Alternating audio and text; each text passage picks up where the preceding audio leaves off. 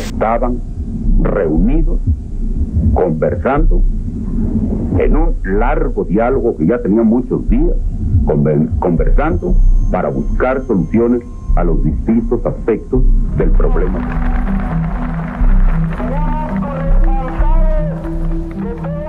Era el atardecer del 2 de octubre de 1968. En la Plaza de las Tres Culturas de Tlatelolco, miles de estudiantes, profesores y vecinos se reunían para un mitin pacífico bajo el cielo de la Ciudad de México, sin imaginar que en cuestión de minutos aquel lugar se convertiría en un infierno de pánico. Lo que inició como un mitin estudiantil pacífico en favor de reformas democráticas y libertades, esa tarde terminó teñida de rojo. Cientos de estudiantes, maestros, trabajadores e incluso personas que simplemente pasaban por ahí resultaron víctimas directamente afectadas. Aquella noche, el suelo de la plaza se tiñó de terror, pero también de caos.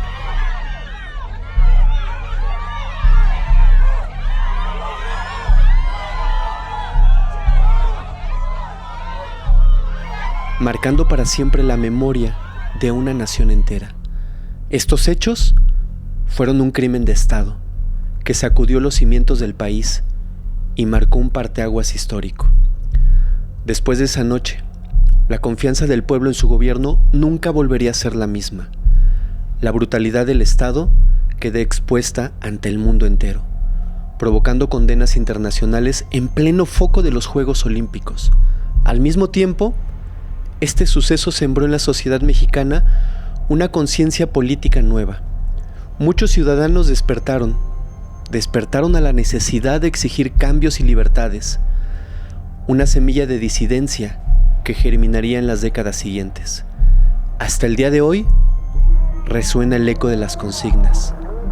2 de octubre, no se olvida.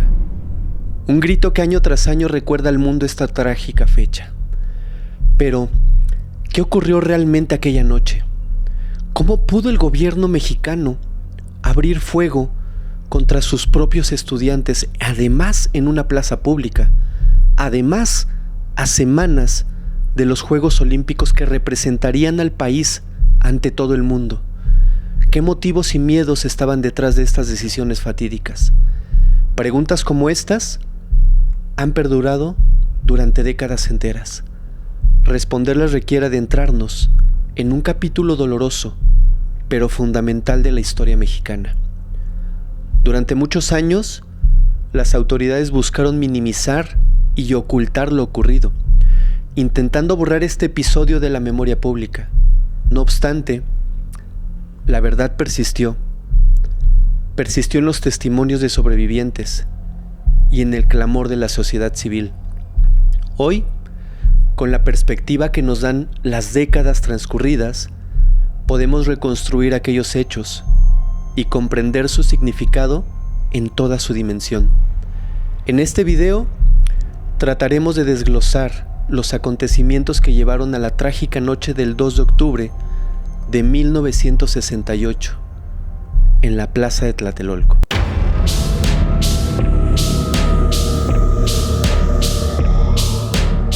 Amigos, bienvenidos a un nuevo capítulo de Historial Criminal. Hoy tenemos un tema muy sensible, un tema que México recuerda profundamente. Tlatelolco, 1968. Para entender la noche de Tlatelolco, primero hay que situarse en el México de 1968. El presidente en turno, Gustavo Díaz Ordaz. Él ejercía un control férreo. Su gobierno no toleraba la disidencia. Movimientos obreros, campesinos o cualquier protesta independiente eran reprimidos al instante. Un ejemplo cercano fue en 1958, cuando un dirigente ferrocarrilero, de nombre Demetrio Vallejo, intentó liderar un sindicato autónomo y el gobierno lo encarceló utilizando el delito de disolución social, una figura legal vaga que criminalizaba reuniones consideradas subversivas. En lo social y económico, México atravesaba el final del llamado Milagro Mexicano, un periodo de crecimiento económico sostenido de las décadas anteriores. La Ciudad de México se había modernizado y también se había expandido. La clase media urbana estaba en auge y las universidades crecían con ella. Para el año de 1968, instituciones educativas como la Universidad Nacional Autónoma de México y el Instituto Politécnico Nacional tenían matrícula récord. Había, por tanto, una nueva generación de jóvenes estudiantes, hijos del desarrollo, que disfrutaban de mayor acceso a la educación más allá de lo que sus padres pudieron haber soñado. Estos jóvenes eran idealistas, eran críticos y estaban expuestos a ideas de cambios sociales, a la democracia y también a la justicia. El mundo en 1968 también estaba convulsionando. Era la era de la Guerra Fría y de las rebeliones juveniles en diversas latitudes. Ese año, las noticias hablaban de protestas estudiantiles masivas, por ejemplo, en París, de manifestaciones contra la guerra de Vietnam y a favor de derechos civiles en Estados Unidos, e incluso se hablaba de la conocida Primavera de Praga, en Checoslovaquia, un intento de liberalizar el régimen comunista que terminó aplastado por tanques soviéticos en agosto de 1968. Pero también América Latina vivía agitaciones. En lugares como Argentina, Uruguay o Brasil, la juventud se movilizaba contra dictaduras o contra gobiernos autoritarios. Los estudiantes mexicanos estaban al tanto de estos movimientos internacionales. Se sentían parte de una ola global de inconformidad juvenil que exigía al mundo un lugar más justo, pero también más libre. Adicionalmente, 1968 no era un año cualquiera para México. Era el año en que el país sería anfitrión de los Juegos Olímpicos de verano.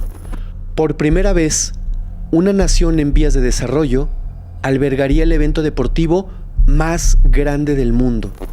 El gobierno de Díaz Ordaz invirtió sumas enormes de dinero.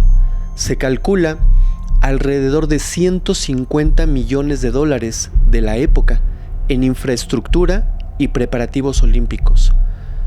La administración veía en los Juegos una oportunidad dorada para mostrar al mundo un México moderno, próspero y también estable, pero estable en todos los sentidos, tanto económico como políticamente. Había un gran orgullo nacional en el juego, pero también una presión intensa. Todo debía lucir perfecto ante los ojos internacionales.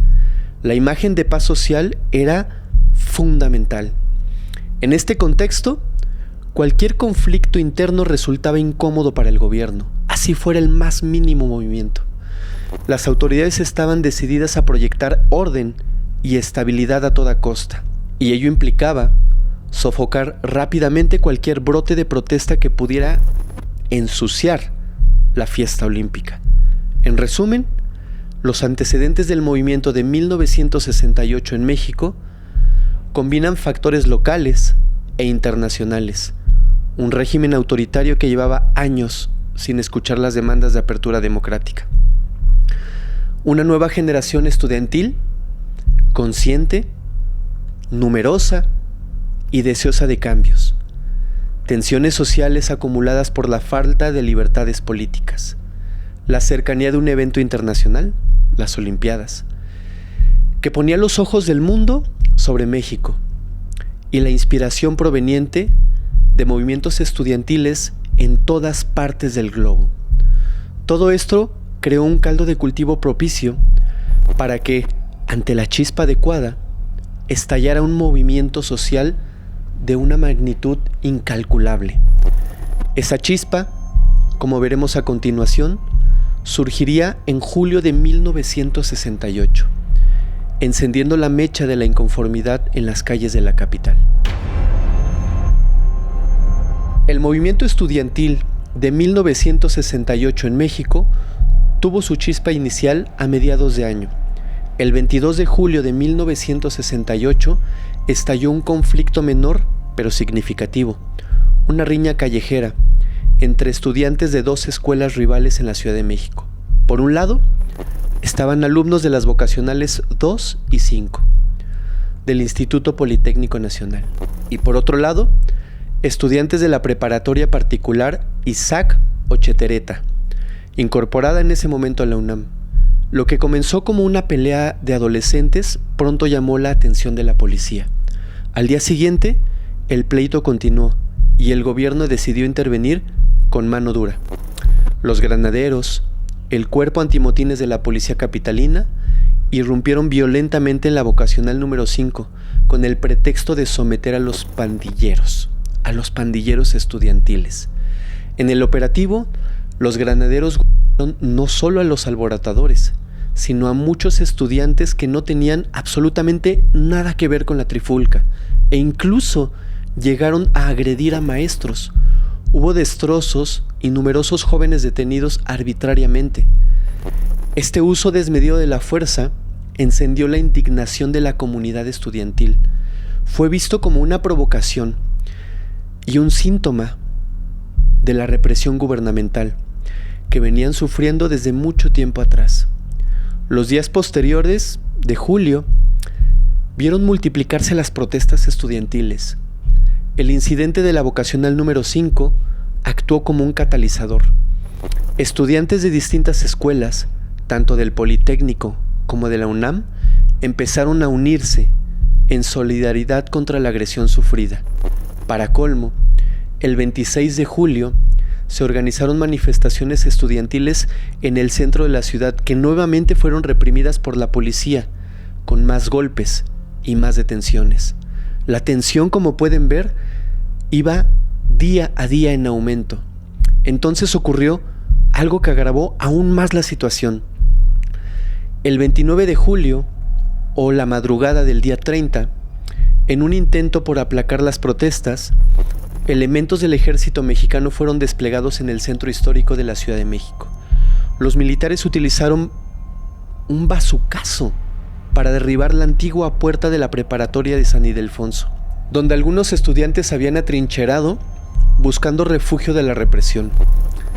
Este acto de literalmente volar la puerta de una escuela con un proyectil vulneró flagrantemente la autonomía universitaria y además conmocionó a la opinión pública.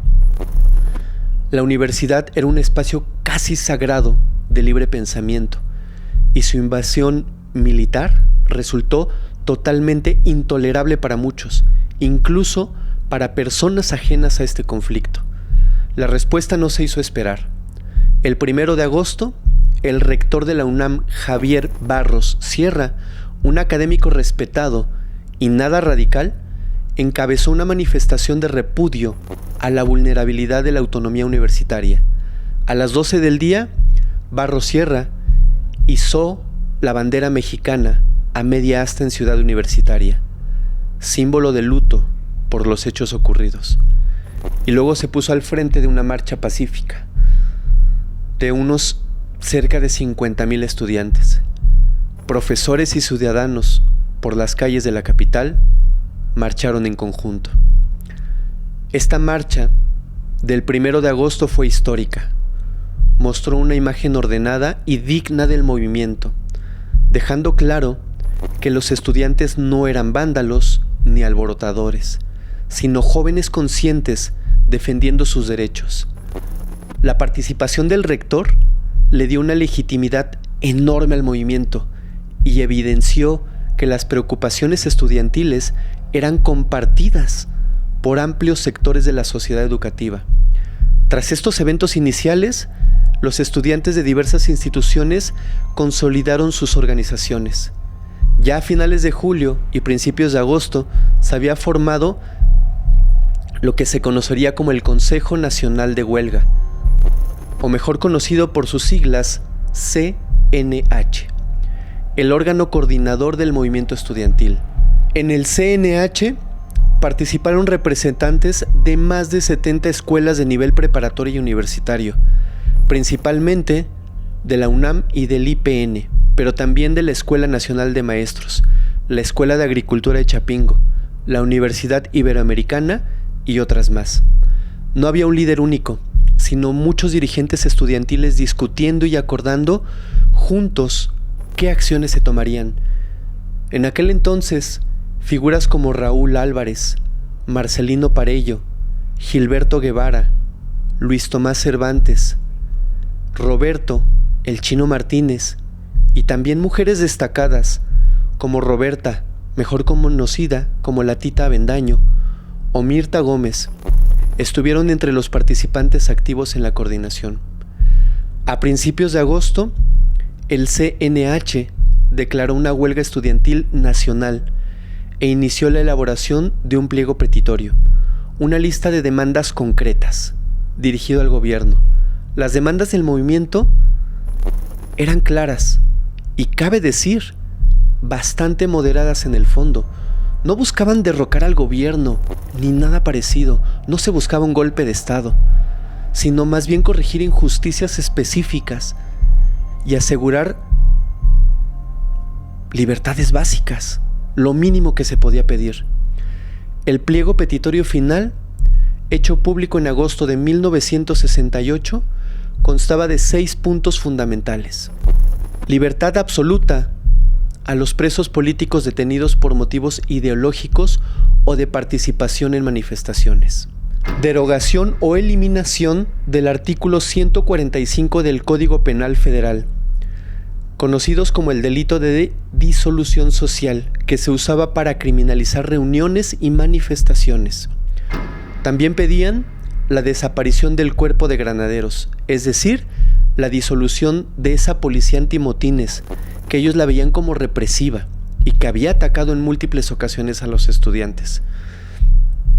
También se pedía y se exigía la destitución de los jefes policíacos responsables de la represión, en particular del general Luis Cueto, en aquel momento jefe de la Policía del Distrito Federal, de su segundo al mando, Raúl Mendiolea, y del general Armando Frías, quien comandaba a los granaderos. También se exigía indemnización a los familiares de todos los caídos, sí, porque en ese momento ya había caídos, pero también heridos a causa de la represión desde el comienzo del conflicto. También se exigía el deslinde de responsabilidades de los funcionarios culpables de los hechos violentos, que, con su consiguiente castigo, en otras palabras, se pedía que investigaran y sancionaran a las autoridades responsables de la violencia contra los estudiantes. Estas 6 demandas, como pueden ver, sintetizaban el sentir del movimiento de manera general. En el fondo, únicamente pedían justicia, libertad y el fin de una represión y persecución a los estudiantes. Vale la pena subrayar que los estudiantes no pedían nada descabellado. Exigían que se respetaran derechos consagrados en la Constitución, como la libre expresión y reunión, y que se castigara a quienes habían abusado del poder. Con esta plataforma, el movimiento ganó aún más adhesiones. Muchos profesores, intelectuales, artistas y ciudadanos comunes simpatizaron con las demandas estudiantiles, considerándolas más que legítimas. Las universidades permanecieron en paro durante semanas enteras, pero los estudiantes no se quedaron encerrados en ellas. Salieron a las calles en brigadas informativas. Repartían volantes en mercados, plazas y camiones. Colocaban carteles, realizaban mítines relámpago en distintos puntos de la ciudad con la intención de explicar sus causas. Lograron que buena parte de la sociedad capitalina, vecinos, comerciantes, choferes de autobús, se enteraran de su movimiento y en muchos casos lo apoyaran al menos moralmente. El lema "Únete pueblo" se volvió común en sus marchas, reflejando el anhelo de sumar a la ciudadanía. A medida que avanzaba agosto de 1968, las manifestaciones crecían en tamaño, pero también en frecuencia.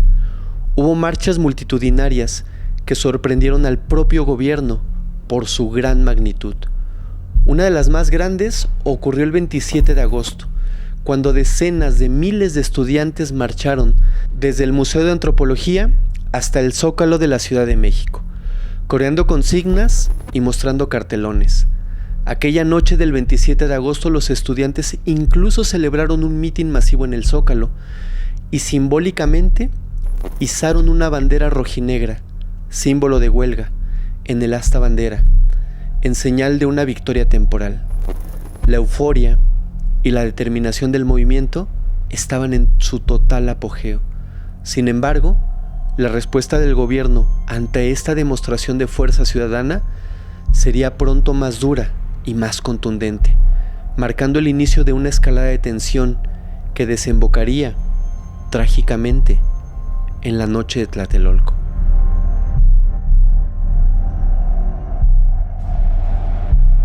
La gigantesca manifestación del 27 de agosto y la ocupación simbólica del Zócalo representaron el clímax de la movilización estudiantil, pero también marcaron el momento en que el gobierno decidió endurecer definitivamente su postura.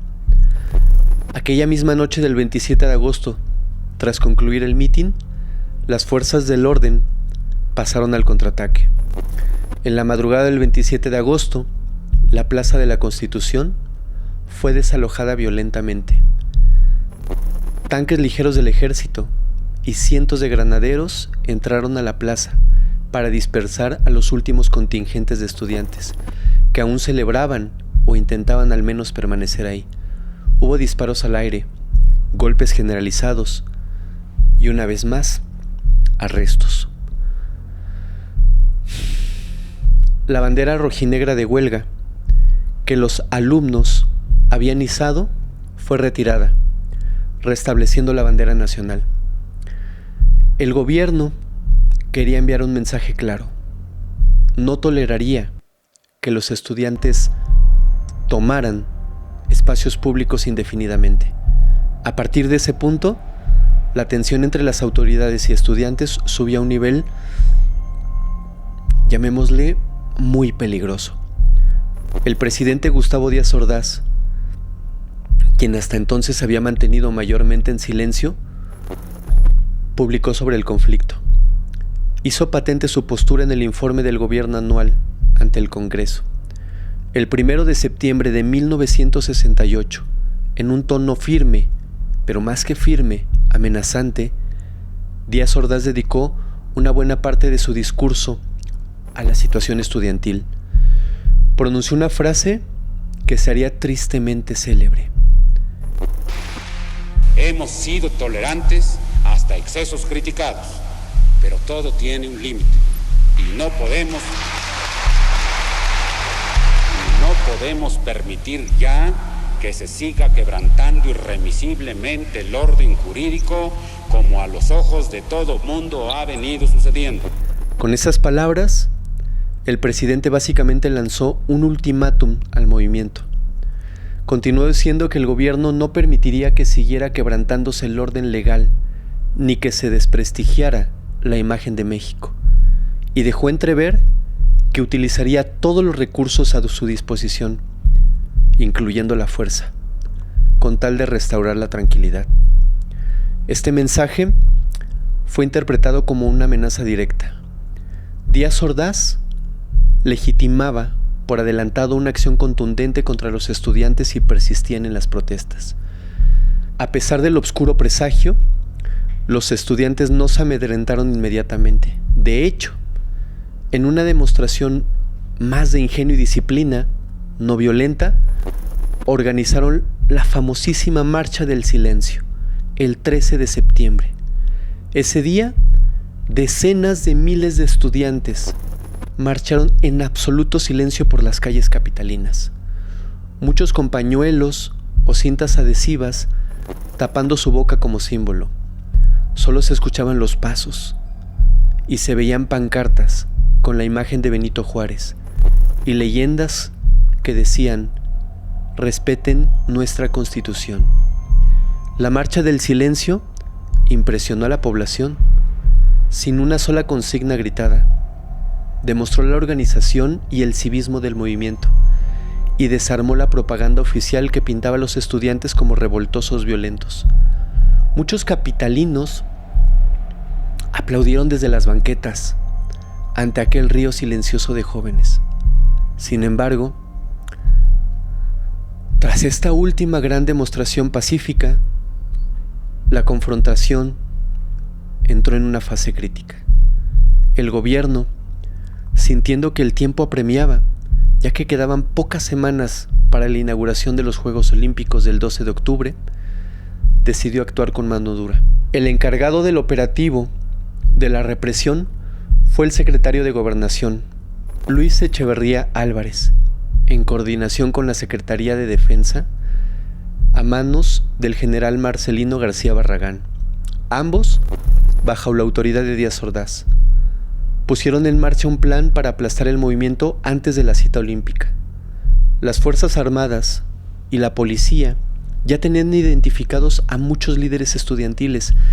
Esto gracias a informantes e infiltrados en las asambleas. Aprovechando el discurso presidencial como justificante, en la segunda quincena de septiembre, el gobierno pasó de las palabras a los hechos. El 18 de septiembre, justo 5 días después de la Marcha del Silencio, el ejército ocupó por sorpresa Ciudad Universitaria en la UNAM. Soldados apoyados por tanquetas ingresaron al campus y tomaron el control de facultades, escuelas y espacios abiertos. No encontraron resistencia armada significativa, pues los estudiantes no tenían armas para enfrentar a un ejército. Pero aún así detuvieron y maltrataron a centenares de estudiantes y, por si fuera poco, también a maestros. Tropas armadas hasta los dientes patrullaron los jardines universitarios.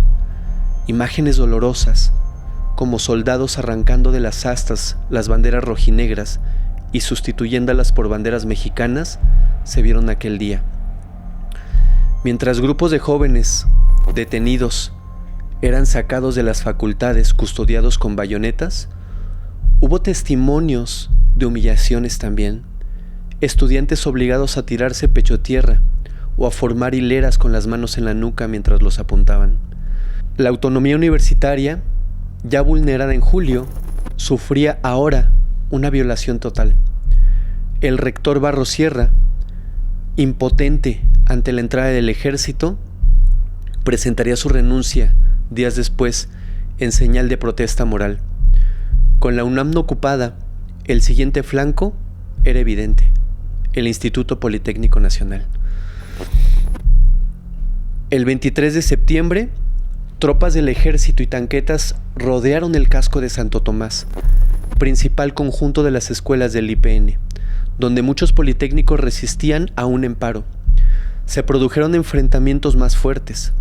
Algunos estudiantes improvisaron barricadas y lanzaron piedras, cohetes o bombas molotov contra los soldados. La respuesta militar fue arrasadora. Avanzaron con vehículos blindados, dispararon al aire. El enfrentamiento en el IPN dejó un número indeterminado de heridos y, se dice, algunos también caídos.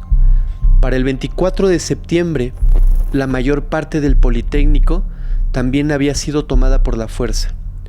Las instalaciones educativas más importantes de la capital estaban bajo la ocupación militar y cientos de alumnos permanecían detenidos. Con los campus ocupados y las huelgas estudiantiles asfixiadas, el movimiento parecía acorralado. Muchos líderes del CNH tuvieron que entrar a la clandestinidad para evitar ser capturados. Sin embargo, la llama de la protesta seguía encendida en algunos recintos y barrios. Los estudiantes buscaban cómo reorganizarse. Paradójicamente, tras mostrar su fuerza, el gobierno hizo un gesto que muchos interpretaron como señal de distensión. El 30 de septiembre, el ejército se retiró, tanto de Ciudad Universitaria como del casco de Santo Tomás, devolviendo teóricamente las instalaciones a los estudiantes. Aquello sorprendió a la opinión pública. ¿Había cedido el gobierno? ¿Se habría por fin abierto un camino hacia el diálogo?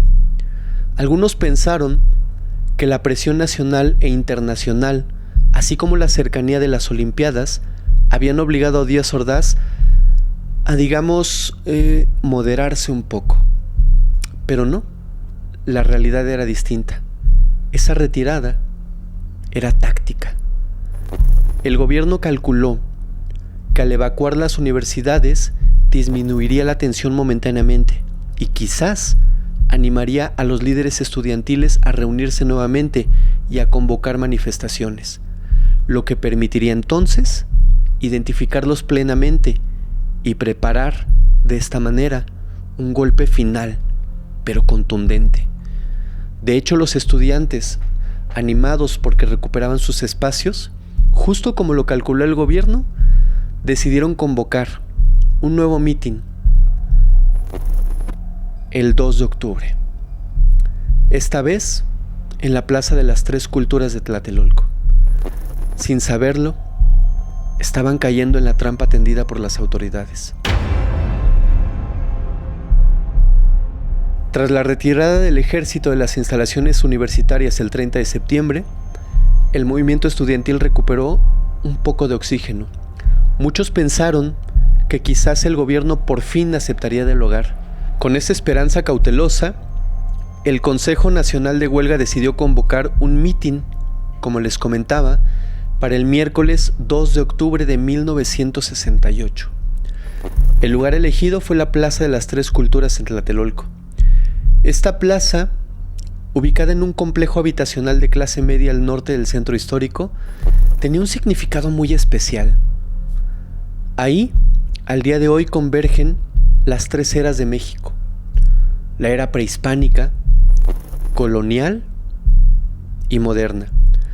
La era prehispánica, representada por las ruinas de Tlatelolco.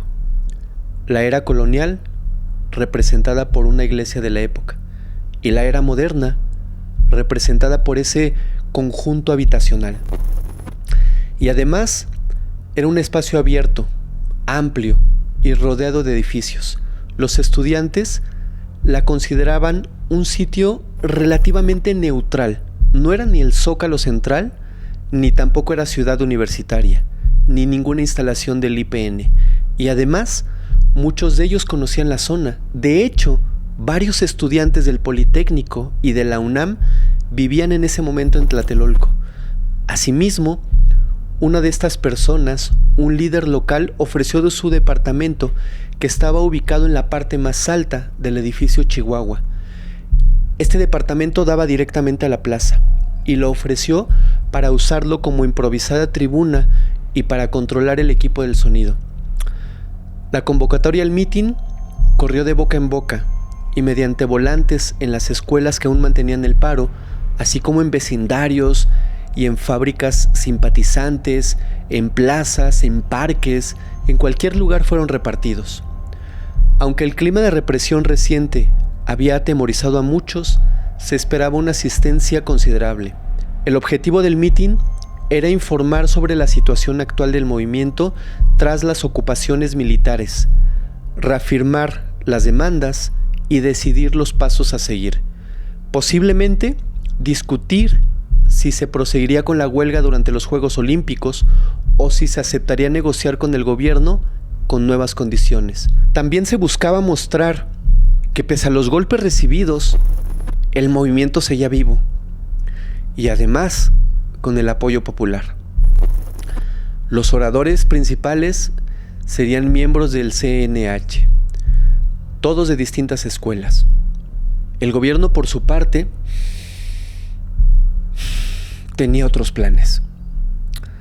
Lejos de pensar en dialogar, las autoridades vieron en la concentración anunciada el 2 de octubre una oportunidad para dar un golpe definitivo al movimiento. En secreto, se preparó un operativo militar y policial de gran tamaño para ese día. El diseño de la operación recayó en el Estado Mayor Presidencial, junto con la Secretaría de la Defensa. Dieron a la misión el nombre clave de Operación Galeana. El plan era rodear la zona, infiltrarse entre los manifestantes y capturar a los líderes estudiantiles.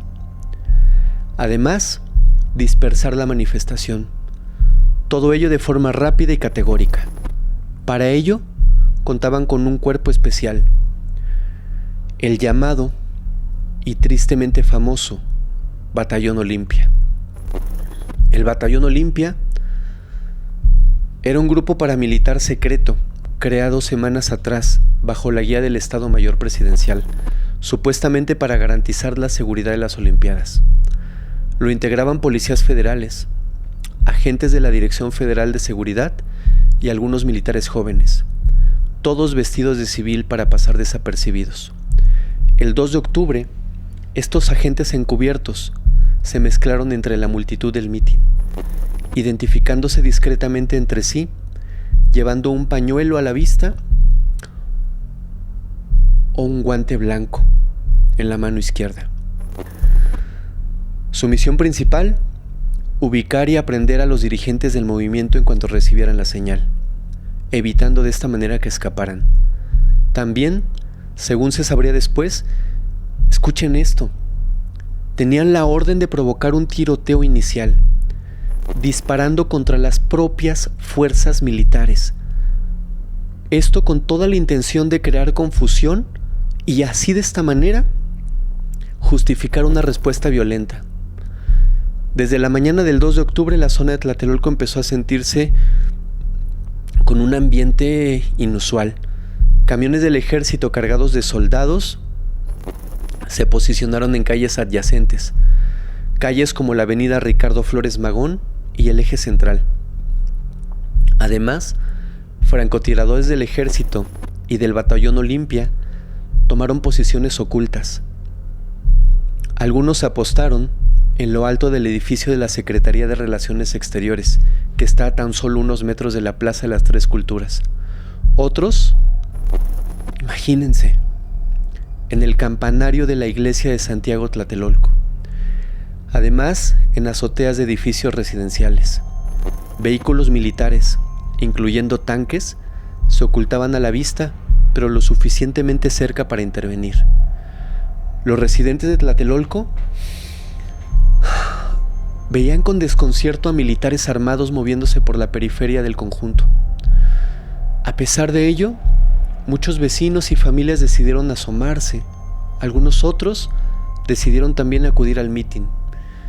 Quizás con la confianza de que al ser una unidad habitacional donde vivían, no corrían peligro, o simplemente por curiosidad ante lo que pudiese ocurrir, decidieron asistir.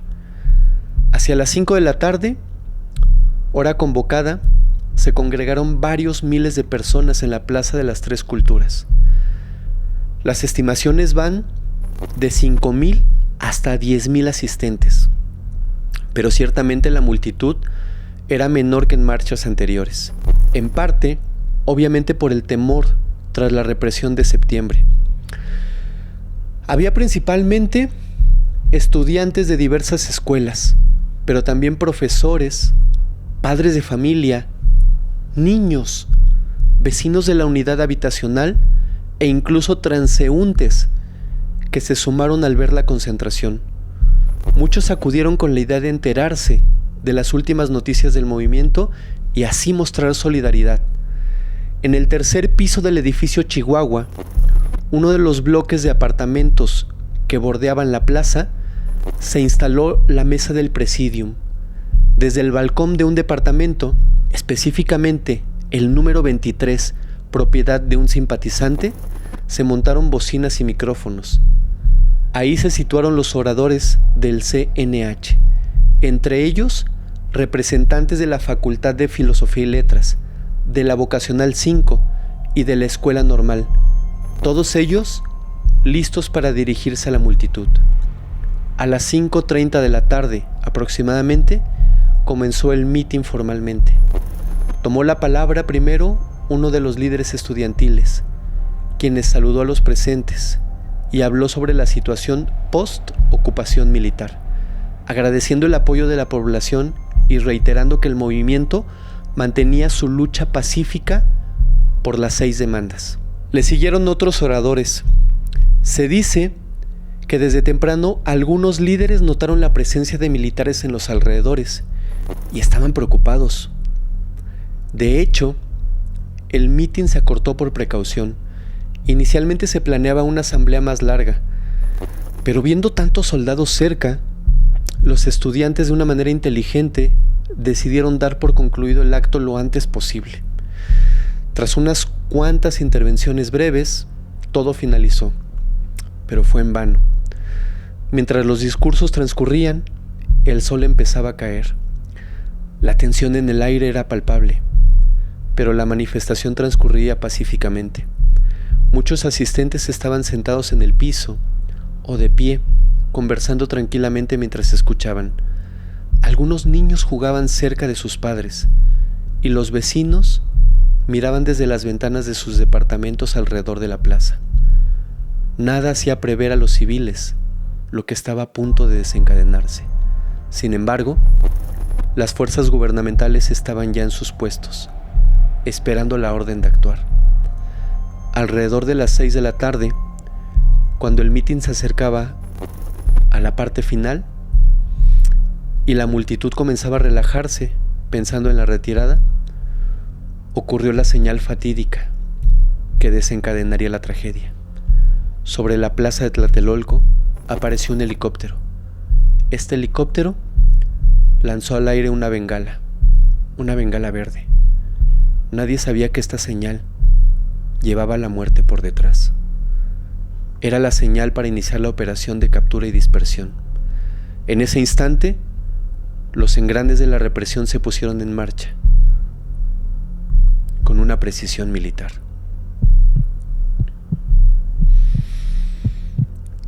La señal de la bengala verde cayó del cielo, y por un segundo hubo un desconcierto.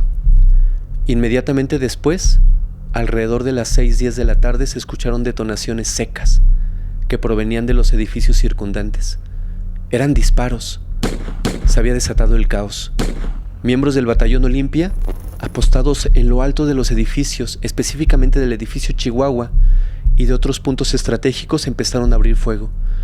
Muchos testigos creyeron en ese instante que los primeros disparos provenían de francotiradores escondidos en los edificios. En efecto, eran los agentes encubiertos los cuales estaban disparando. Los soldados del ejército que rodeaban la plaza, al oír esos tiros dirigidos aparentemente hacia ellos, reaccionaron de la peor manera. Todo estaba planeado. Comenzaron a disparar a bocajarro contra la multitud reunida en la plaza. En un abrir y cerrar de ojos, el ambiente pasó de la calma al pánico absoluto. La gente corrió en todas direcciones buscando ponerse a salvo. Se escucharon gritos desgarradores. ¡Nos están tirando! Cuerpo a tierra todos. Los padres abrazaban a sus hijos.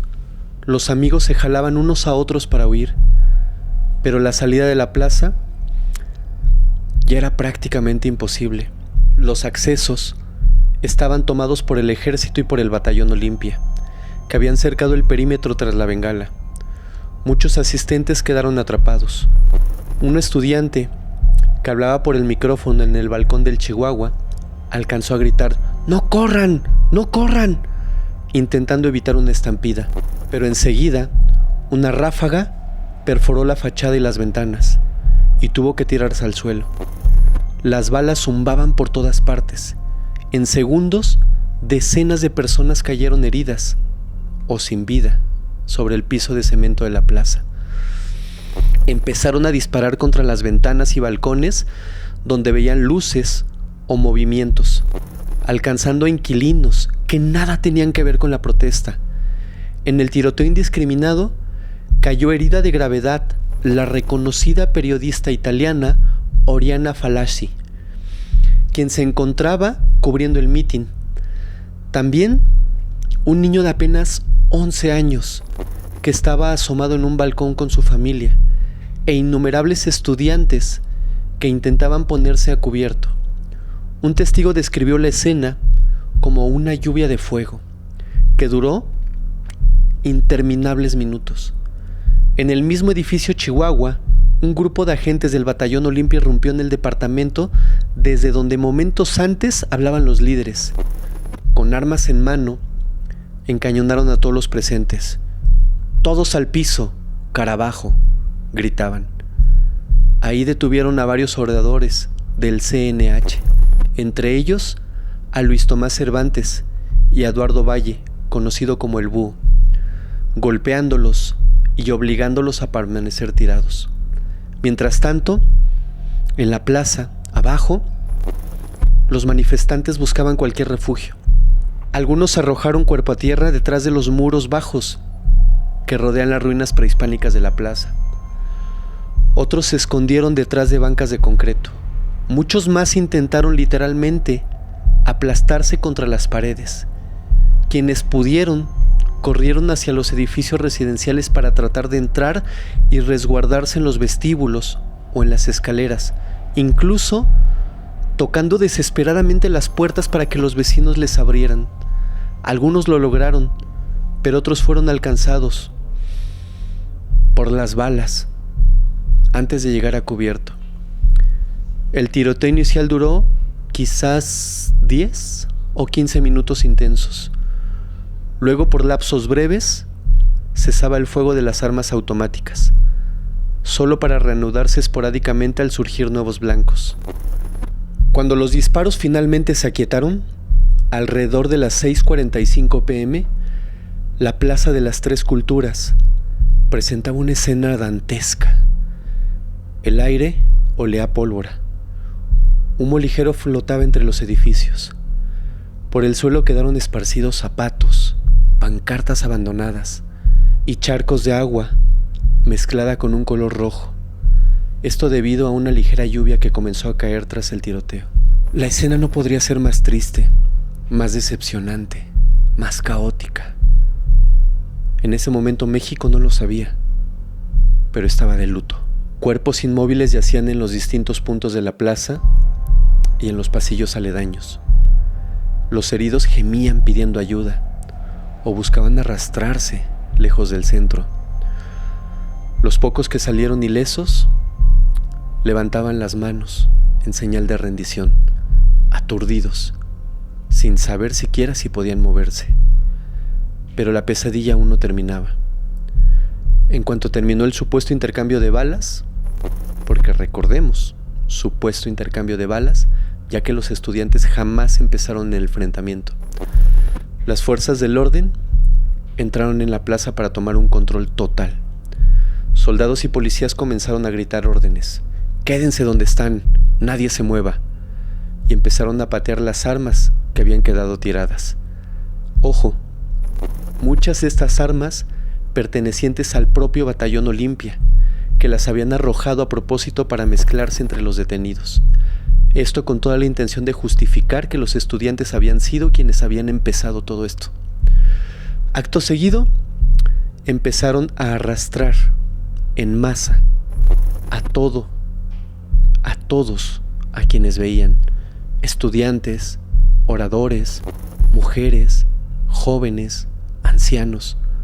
No importaba si eran manifestantes o vecinos curiosos. Con violencia los fueron reuniendo y obligando a agruparse con las manos en alto o en la nuca.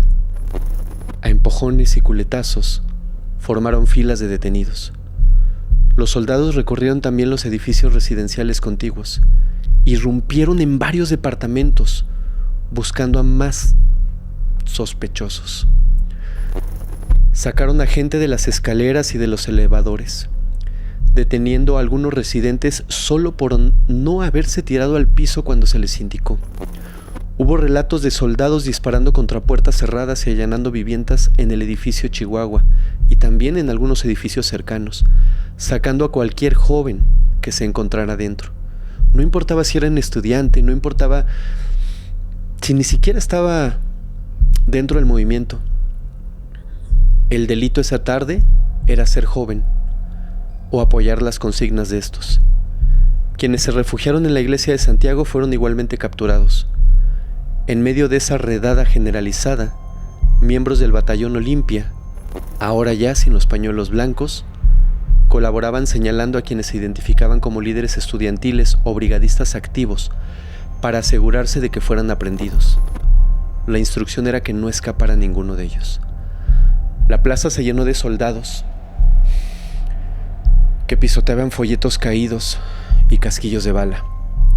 Algunos militares atendían a heridos leves, pero la mayoría de lesionados graves simplemente los arrastraban a un lado o los ignoraban. Un estudiante herido recordaría años después haber visto cómo un oficial remataba a un compañero suyo que agonizaba en el suelo. Aunque este tipo de testimonios es difícil de corroborar, de alguna manera refleja el horror vivido en esos instantes. Con el avance de la noche, las autoridades limpiaron la zona. Lo limpiaron de personas, pero también de evidencias. Ambulancias de la Cruz Roja ingresaron para recoger algunos heridos y posiblemente algunos cadáveres. No obstante, muy pronto esas ambulancias fueron sustituidas por camiones militares y, según versiones posteriores, hasta camiones de basura fueron enviados para cargar cuerpos. Imagínense la magnitud de lo que se estaba viviendo. Soldados y bomberos lavaron la plaza con mangueras, borrando rastros de líquido hemático, mientras todavía se escuchaban quejidos de jóvenes heridos. Muchos cuerpos fueron apilados y retirados en vehículos oficiales sin ser contabilizados o identificados en el momento.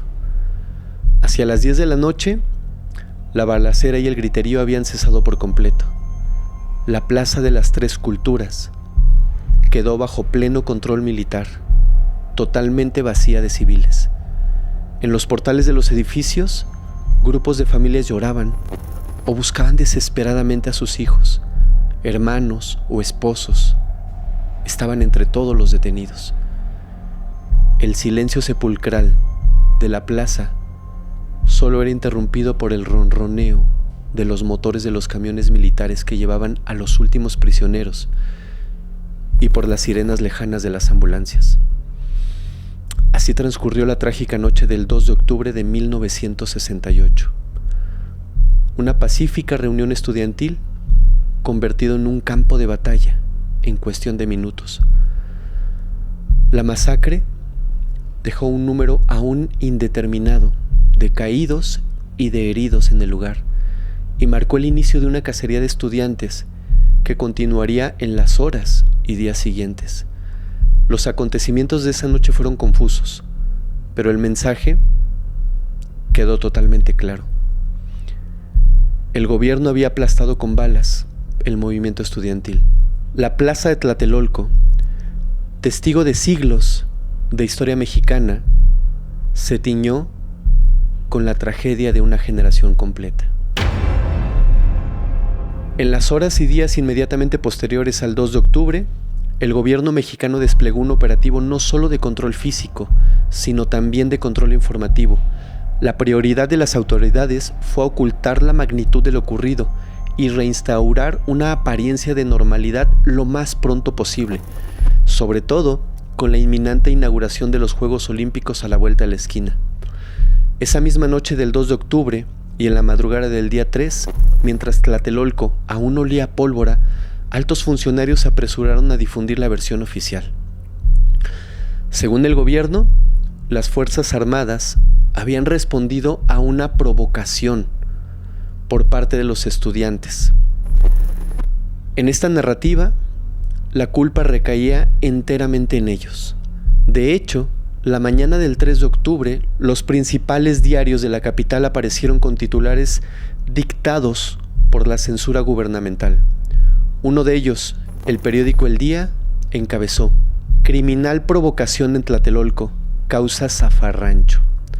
La mayoría de los medios impresos y noticieros de radio y televisión repitieron el guión oficial, que elementos subversivos armados habían disparado primero contra los soldados desde los edificios, obligando a las fuerzas del orden a reaccionar para restablecer la paz. Se minimizó de una manera totalmente incongruente el número de víctimas. Se habló de 20 o quizás 30 caídos a lo sumo.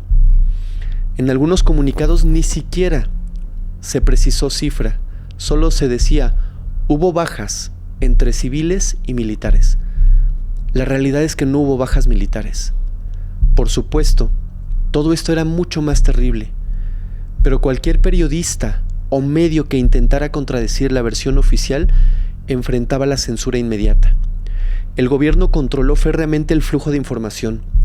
Se ordenó a los hospitales no proporcionar detalles sobre la cantidad de heridos o fallecidos ingresados. Muchos cuerpos de víctimas fueron retirados por autoridades y trasladados directamente al servicio médico forense o a instalaciones militares sin pasar por hospitales públicos, dificultando su contabilización y también su identificación. Las fotografías y filmaciones tomadas por prensa extranjera fueron confiscadas en la gran mayoría de los casos. Hubo extranjeros, tanto periodistas como testigos, que fueron presionados para abandonar el país de manera inmediata. La plaza de Tlatelolco quedó bajo resguardo militar bajo varios días, prohibiendo el acceso a periodistas independientes. El gobierno buscaba borrar rápidamente, en días, las huellas. Limpiaron el sitio y repararon los daños superficiales. Al cabo de poco tiempo, a la vista casual, no quedaban rastros evidentes de la terrible noche del 2 de octubre en la plaza. Paralelamente se desató una ola de detenciones en toda la ciudad. Aquella noche, unos 1.300 a 1.500 detenidos fueron trasladados en camiones militares a distintas cárceles y cuarteles. La prisión de Lecumberri, por ejemplo, penitenciaría famosa de la capital en aquel entonces, recibió a muchos de ellos, incluidos la mayoría de los líderes del Consejo Nacional de Huelga. Otros detenidos fueron llevados al campo militar número 1, donde quedaron totalmente incomunicados. Entre los apresados no solo había estudiantes, también intelectuales y figuras públicas que simpatizaban con el movimiento. Por ejemplo, el escritor José Revueltas, quien ni siquiera estuvo presente en Tlatelolco, pero era un crítico del gobierno y mentor de jóvenes. Él fue detenido días después y acusado de ser ideólogo del movimiento. Igualmente, el ingeniero Eberto Castillo, profesor universitario y activista social, fue arrestado. Ambos, junto con varios dirigentes estudiantiles, serían encarcelados no por días, no por meses, por años. Familiares desesperados recorrían comisarías, hospitales y morgues en busca de sus seres queridos desaparecidos. La angustia se extendió entre la población. Decenas de padres no sabían si sus hijos estaban presos, heridos o sin vida. Muchas madres hacían filas afuera de Lecumberri con la esperanza de saber si sus hijos estaban adentro. Sin embargo, obtener información era casi imposible en esos primeros días. La opacidad oficial sumía a las familias en la incertidumbre. Hubo casos de personas que jamás reaparecieron, cuyos restos probablemente quedaron sin identificar en fosas comunes o quizás fueron enterrados clandestinamente. El gobierno de Díaz Ordaz, por su parte, se mostraba en público como si hubiera logrado sofocar un intento de insurrección. Funcionarios del gabinete felicitaron al ejército por su patriótica labor en restablecer el orden. En el Congreso, diputados y senadores oficialistas respaldaron la versión gubernamental y cerraron filas en torno al presidente. Se creó un ambiente en el que discrepar de la versión oficial era prácticamente imposible sin arriesgarse a tener represalias. En cuanto al movimiento estudiantil, quedó totalmente paralizado. Tras la masacre, el CNH ya no pudo funcionar. Muchos de sus líderes estaban detenidos o prófugos o desaparecidos. El 12 de octubre de 1968, mientras en el Estadio Olímpico Universitario se celebraba la ceremonia inaugural de los Juegos Olímpicos, con atletas de todo el mundo desfilando sonrientes, en las cárceles mexicanas, cientos de estudiantes y disidentes pasaban sus días tras las rejas y decenas de familias aún lloraban a sus muertos en silencio. La prensa internacional que cubría las Olimpiadas apenas podía indagar sobre lo que había pasado. Para muchos visitantes extranjeros, lo sucedido en Tlatelolco era solamente un rumor, un hecho confuso que no había sido totalmente esclarecido, ya que la noticia había había sido opacada por el evento deportivo. El gobierno mexicano logró a corto plazo su objetivo de proyectar una imagen de estabilidad durante los Juegos. Sin embargo, por más esfuerzos que hicieron las autoridades por sepultar la verdad, los ecos de esa noche no pudieron ser acallados del todo. En círculos académicos, en conversaciones en voz baja y en algunos medios internacionales, la historia verídica empezó a circular. Hubo, sin embargo, intentos aislados de romper el cerco informativo interno. Algunos periodistas mexicanos, horrorizados por lo ocurrido, buscaron formas de documentarlo. La escritora y periodista Elena Poniatowska, por ejemplo, comenzó a recopilar discretamente testimonios de sobrevivientes y testigos en los meses posteriores, material que años más tarde plasmaría en su conocido libro La Noche de Tlatelolco. Pero en esos primeros días, cualquier voz disidente corría peligro. No fue sino hasta bastante tiempo después que medios nacionales abordarían la verdad de lo sucedido. En contraste, la prensa internacional jugó un papel crucial para que el mundo supiera de lo ocurrido, al menos parcialmente.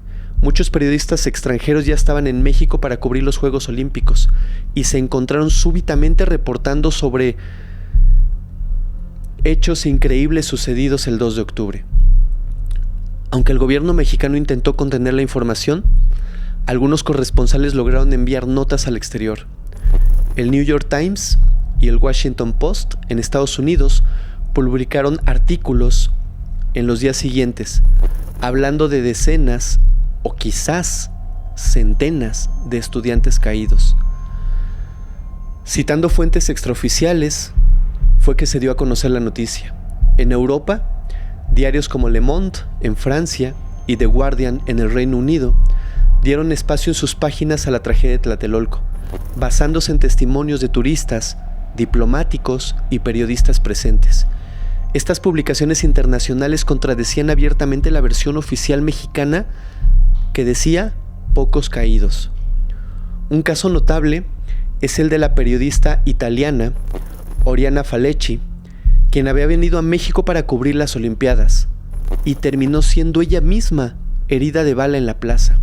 Falecci, tras recuperarse, escribió grandes textos denunciando la brutalidad gubernamental y narrando cómo ella, identificándose como prensa extranjera, recibió disparos que casi le arrebataron la vida.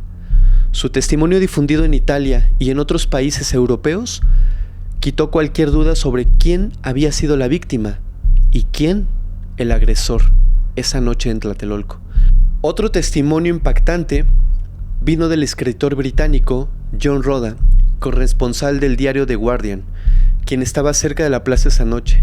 Sus crónicas describieron cuerpos de estudiantes apilados y ráfagas de ametralladoras disparadas sin piedad.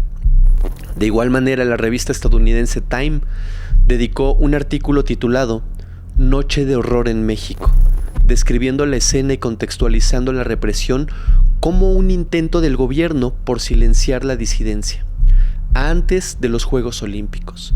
En América Latina, donde muchos países vivían situaciones de protestas y represión, la noticia de Tlatelolco resonó con fuerza entre movimientos estudiantiles y opositores a dictaduras. En Argentina, Uruguay y en otros sitios se organizaron actos de solidaridad simbólica con los estudiantes mexicanos reprimidos. A pesar de la censura interna, los mexicanos supieron de esta reacción externa por canales informales. Los pocos que tenían acceso a prensa extranjera, por ejemplo a través de embajadas o personas que viajaban, compartían las noticias. Esto dio cierto aliento a los sobrevivientes. Sabían que al menos fuera del país alguien conocía su verdad. Sin embargo, para el ciudadano común en México, la versión oficial seguía dominada en aquel octubre del 68 por el gobierno.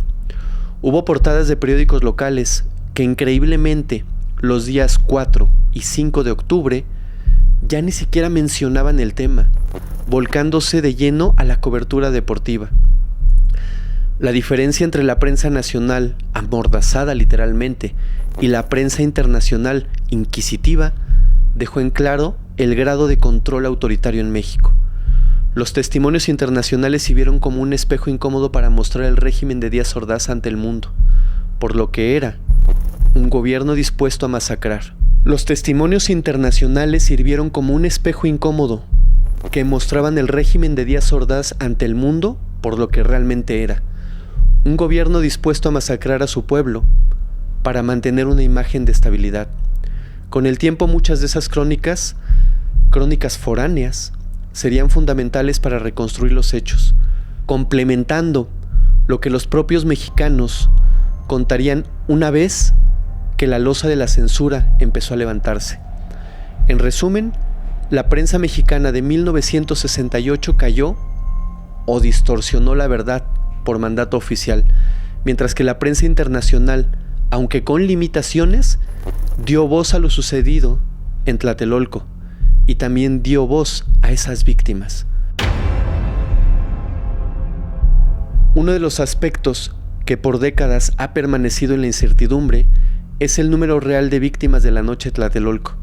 Desde el primer momento el gobierno manejó cifras mínimas, mientras que testigos presenciales hablaban de un escenario mucho más horrible. Esta brecha entre las cifras oficiales y extraoficiales se convirtió en parte del debate histórico sobre 1968. En los comunicados oficiales inmediatos, las autoridades evitaron dar un número claro de fallecidos. Extraoficialmente, algunos funcionarios sugerían que habían caído unas 20 personas. Al día siguiente, algunos periódicos mexicanos mencionaron 26, sin detallar fuentes. La línea gubernamental rápidamente se estacionó en torno a unas pocas decenas de caídos. Con el paso de los días, la cifra oficial, entre comillas, la cifra oficial más citada, fue de 30 a 40 fallecidos en total y alrededor de más o menos 100 heridos. Estas cifras provenían de reportes de la Procuraduría General de Justicia y de registros de hospitales a los que se permitió acceso parcial. Sin embargo, quienes estuvieron en la Plaza de las Tres Culturas aquella noche sabían que esos números eran totalmente inventados. Muchos testigos vieron camiones repletos de cuerpos salir de Tlatelolco. Vecinos de la zona reportaron haber contado decenas de cuerpos solo en la plaza y sus inmediaciones. Algunos periodistas extranjeros hablaron desde el inicio de cientos de jóvenes. ¿Por qué es tan difícil precisar la cifra real? Principalmente por el hermetismo y la falta de registros transparentes. Muchas víctimas perdieron la vida sin ser registradas oficialmente. Hubo cuerpos que nunca fueron reclamados, quizás porque eran estudiantes foráneos cuyas familias no supieron a tiempo o tenían miedo quizás de hacerse presentes. Se dice que algunos cuerpos fueron enterrados en fosas comunes sin ser identificados, ni siquiera contados. Además, en los días posteriores, hubo heridos de bala que fallecieron en hospitales o detenidos que perdieron la vida bajo custodia. Y esas bajas tampoco se contabilizaron. Públicamente se tenía una cifra y el gobierno no daba marcha atrás con ese número. En el año 2018, a 50 años de la tragedia, el gobierno de la Ciudad de México publicó una lista de víctimas reconocidas oficialmente, y en esa lista se incluyeron 46 nombres de fallecidos confirmados. Sin embargo, incluso ese reconocimiento oficial tardío admite que podría haber más víctimas no identificadas. Organizaciones civiles sostienen que la cifra real jamás se sabrá con certeza, pero insisten en que fueron varios cientos quienes perdieron la vida aquella noche trágica, dada la cantidad de personas presentes y la intensidad del tiroteo. Así, al hablar de cifras de Tlatelolco, es necesario aclarar: las cifras oficiales de 1968 hablan de decenas, mientras las cifras extraoficiales y análisis posteriores hablan de cientos. La verdad numérica exacta quedó sepultada bajo la prisa del encubrimiento. Lo indiscutible es que cada uno de esos números fríos representa vidas truncadas y familias destrozadas. Por muchos años, tras la terrible noche del 2 de octubre, la verdad permaneció oculta tras las versiones oficiales y la falta de voluntad política para investigar. la impunidad reinó durante décadas. Ningún funcionario o militar fue llevado ante juicio en los años siguientes. Díaz Ordaz vivió retirado y falleció en 1979, sin jamás dar explicaciones públicas, salvo una declaración en 1969, asumiendo toda la responsabilidad por lo ocurrido, pero obviamente sin consecuencias legales. Echeverría, durante su presidencia, intentó en cambio reconstruir su imagen acercándose a sectores intelectuales y de izquierda. Incluso llegó a invitar a algunos exdirigentes estudiantiles a colaborar en proyectos académicos o gubernamentales menores y liberó a la gran mayoría de presos políticos del 68, esto mediante amnistía, entre 1971 y 1972. Pero nada de justicia. Aquella noche permaneció como un tema de tabú, del que oficialmente casi no se tenía que hablar. No obstante, la memoria del 68 seguía viva en la sociedad civil. En el año de 1978 se publicó por primera vez el libro de Elena Poniatowska, La noche de Tlatelolco. En el año 2001 se abrieron archivos gubernamentales de 1968 que habían permanecido clasificados. Además, se creó la Fiscalía Especial para Movimientos Sociales y Políticos del Pasado, nombrando al frente al fiscal Ignacio Carrillo Prieto. Esta Fiscalía Especial tuvo el mandato de investigar delitos del pasado, entre ellos, obviamente, incluyendo la noche de Tlatelolco. Por primera vez se revisaron miles de documentos de la época, archivos de la Dirección Federal de Seguridad, informes militares, expedientes del gobierno y también documentos desclasificados obtenidos por parte de Estados Unidos. Las investigaciones oficiales confirmaron lo que por años se había denunciado, que la masacre fue un crimen de Estado planificado. Se corroboró la existencia del Batallón Olimpia y su papel como provocador dentro del movimiento, así como la cadena de mando que llevó las órdenes desde la presidencia hasta los mandos militares en el terreno. Entre las revelaciones se encontró, por ejemplo, un documento del Estado Mayor Presidencial que detallaba la Operación Galeana y la directriz de detener a los líderes del CNH el 2 de octubre. También se hallaron evidencias de que los francotiradores que iniciaron el tiroteo eran agentes gubernamentales, no estudiantes, tal como habían sostenido siempre los sobrevivientes. Asimismo, se supone que desde antes del 2 de octubre, el gobierno de Díaz Ordaz había fabricado acusaciones contra opositores internos. Otro frente de revelación vino de Estados Unidos en el año 2003. El Archivo de Seguridad Nacional publicó registros de la CIA, el Pentágono, el Departamento de Estado y del FBI, todos ellos hablando sobre México en 1968. De esos documentos se supo que el gobierno estadounidense, preocupado por la seguridad de las Olimpiadas, había apoyado, digamos, de manera discretamente al gobierno mexicano, enviando equipo antimotines y radios al ejército mexicano antes de ese día. También se confirmó que la CIA monitoreaba de cerca el movimiento estudiantil mexicano y que solo días antes, funcionarios mexicanos aseguraron a la CIA que la situación estaría bajo completo control en breve, insinuando ya la decisión de aplastar el movimiento estudiantil.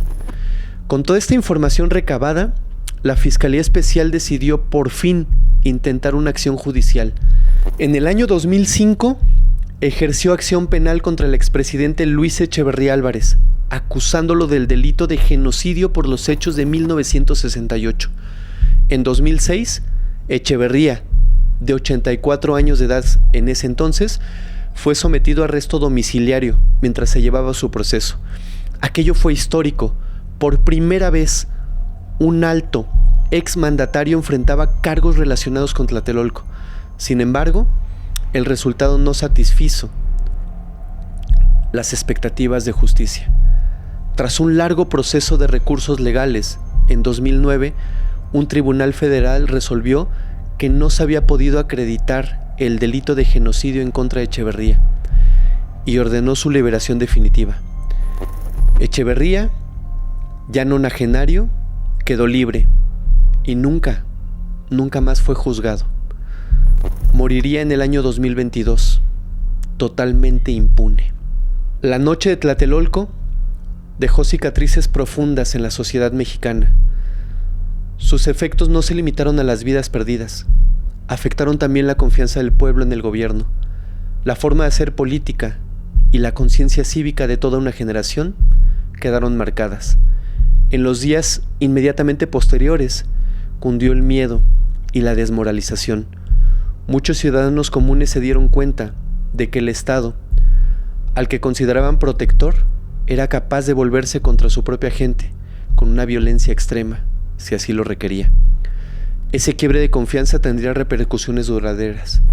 En el corto plazo, la sociedad mexicana quedó aturdida. Reinaba un silencio impuesto.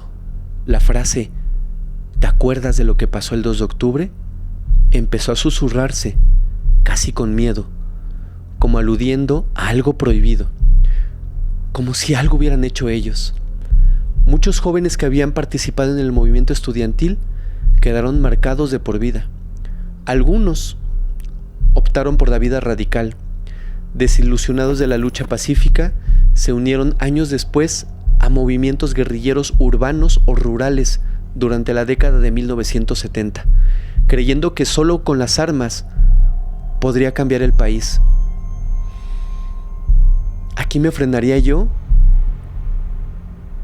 y pensaría, todos esos movimientos armados que surgieron después de 1970 fueron realmente el producto de un México callado por la fuerza. Otros siguieron caminos de activismo social no violento, fundando organizaciones civiles, participando en la incipiente prensa independiente o en movimientos políticos de oposición años más tarde. También hubo quienes traumatizados se retiraron por completo de la vida pública. Temiendo nuevas represalias, mejor se hicieron a un lado. En círculos intelectuales, Tlatelolco supuso un parteaguas, un ejemplo emblemático. El escritor mexicano Octavio Paz, que en 1968 era embajador de México en la India, renunció a su cargo diplomático en señal de protesta moral.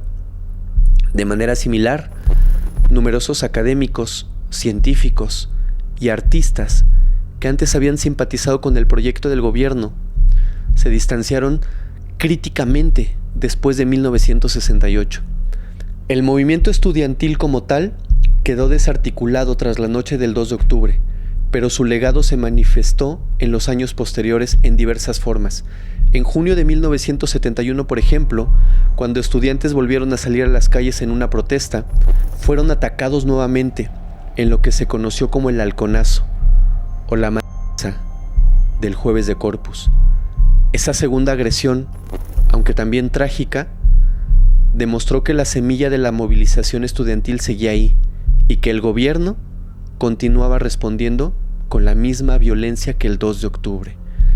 Cada represión subsecuente reavivaba el encuentro de 1968 y reafirmaba en muchos la convicción de que el sistema político tendría que cambiar de raíz. En las décadas siguientes, exlíderes del 68 desempeñaron papeles importantes en la lucha democrática de México. Varios participaron en la formación de partidos de izquierda o de oposición. Por ejemplo, algunos colaboraron en la creación del Partido Mexicano de los Trabajadores en 1970, o más tarde se unieron también al Frente Democrático Nacional en 1988, este frente que buscó sacar al PRI del poder por la vía electoral. Otros se enfocaron en el periodismo independiente, nutriendo medios que comenzaron a criticar al régimen, como por ejemplo la revista Proceso, fundada en 1976, cuyo equipo incluía a periodistas sensibilizados por el movimiento del 68. Culturalmente, Tlatelolco también tuvo un impacto. El cine, la literatura, la música abordaron la temática de la masacre y la represión en diversas obras, desde la película tan famosa, conocida como Rojo Amanecer, que dramatizó los hechos, hasta canciones de protesta y novelas. Para los movimientos sociales posteriores, ya fuera movimientos estudiantiles, sindicales o movimientos ciudadanos, Tlatelolco se volvió una referencia obligada, un símbolo tanto del riesgo que implica desafiar al poder como de la necesidad de hacerlo. Que no se repita Tlatelolco se volvió un mantra para exigir que las protestas fueran respetadas y no reprimidas.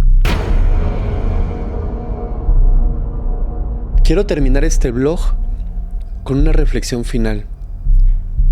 El 2 de octubre de 1968 no es solo una fecha en los libros de historia, es una lección permanente sobre lo frágil que puede ser la libertad y lo vital que es la vigilancia ciudadana para defenderla.